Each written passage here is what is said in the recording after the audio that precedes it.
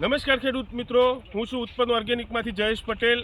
આજે આપણે વિજાપુર તાલુકાના મણિપુરા ગામે એક પ્રગતિશીલ ખેડૂતના ત્યાં મુલાકાતે આવ્યો છે કે જેમને બટાકાની અંદર ઉત્પન્ન ઓર્ગેનિક અને કેસરી ફોસનો જે ઉપયોગ કર્યો છે અને ઉપયોગ કર્યા પછી આજે એમને જે અનુભવ અને ઉત્પન્ન વાપર્યા પછી એમને કેવું લાગ્યું એનો મંતવ્ય લેવા માટે આજે આપણે વધુ એક વિડીયોની અંદર આવ્યા છીએ।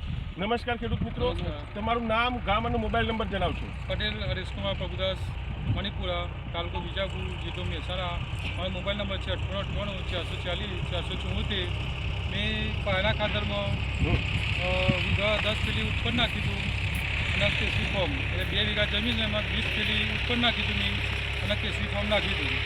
આજે હરેશભાઈ કહે છે કે ઉત્પન્ન મેં વીઘા 10 બેગ એટલે આ 2 વીઘાના પ્લોટની અંદર એમને 20 બેગ ઉત્પન્ન અને 2 કેસરી ફોસનો ઉપયોગ કર્યો છે। હરેશભાઈ, પાયાના ખાતર તરીકે તમે જે આ ઉત્પન્ન ઓર્ગેનિક અને કેસરી ફોસનો જે ઉપયોગ કર્યો તે ઉપયોગ કર્યા પછી આજે તમારું જે બટાકું નીકળે છે તો તમને કેવો સંતોષ લાગે છે? મને પોળ કરતી આપણે સારું ઉત્પાદન મળ્યું છે। પોળ કરતી શાઇનિંગમાં સારી છે અને ઉત્પાદનમાં બટાકો એ સારો છે।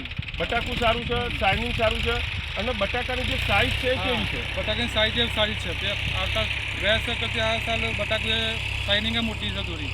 અને અત્યારે હાલ જે ઓવરઓલ જે બજાર ભાવ ચાલે છે તો આ તમારું જે શાઇનિંગ અને સાઇઝ જો તો વેપારીને તમે બતાવ્યું તો તમારા ભાવમાં તમને કોઈ ડિફરન્સ લાગે છે બીજા ખેડૂતની અત્યારે સરખામણીમાં? હાલ જનરલ 120-30 ચાલે, મારા બટાકામાં 155 રૂપિયા ભાવ મને આજે પડ્યો। આજે એમને બજાર ભાવ પણ 20 થી 25 રૂપિયા બજાર ભાવ પણ એમને ઉત્પન્ન ઓર્ગેનિક અને કેસરી ફોસ એમને જે પાયાના ખાતર તરીકે બટાકામાં વાપર્યું અને જેનાથી આજે એમનું જે ઉત્પાદન નીકળી રહ્યું છે, બટાકું જે બહાર નીકળી રહ્યું છે, તો બજાર ભાવમાં પણ ખેડૂત મિત્રને એવું કહેવું છે કે આજે મને 20 થી 25 રૂપિયા જેવો વધારે બીજા ખેડૂતની સરખામણીમાં મળી રહ્યો છે। બીજું કે તમારો જે ખેતી ખર્ચ છે એ ખેતી ખર્ચની અંદર તમારો ઘટાડો થયો એવું તમને લાગે છે? હા, ઘટાડો થઈ ગયો। કેવી રીતે લાગે છે કે રોગ જીવાતનું પ્રમાણ આ ઉત્પન્ન પાયાની અંદર તમે વાપર્યું કેસરી ફોસને બંને તો રોગ જીવાતનો ઉપદ્રવ ઓછો થયો, નિંદામણ ઓછું થયું એવું લાગે? મને ઓછો રોગ ઓછો થયો।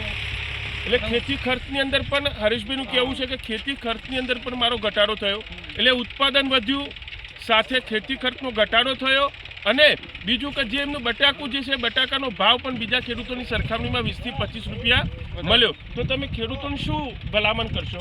ઉત્પન્ન અમે પણ ઉત્પન્ન નાખો, બટાકાનું ઉત્પાદન સારું મળે છે, બટાકાની શાઇનિંગ સારી છે અને બધી રીતે બટાકાને જેમ ઉંમર દેવામાં ક્ષમતા સારી મળે ઉત્પન્ન નાખ્યા પછી।